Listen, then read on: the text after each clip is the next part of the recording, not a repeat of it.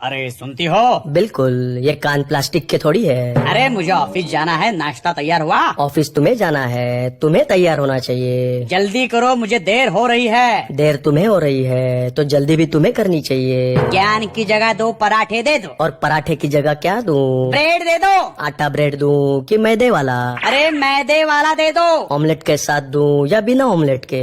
अरे घासलेट के साथ दे दो जल्दी। पर घासलेट से तो ब्रेड में आग लग जाएगी। अरे मेरे पेट में चूहे कूद रहे हैं। खाली फोकट उछल कूद कर रहे या खुशी से? अरे तो अपने पति को 2 टुकड़े खिला दे बस।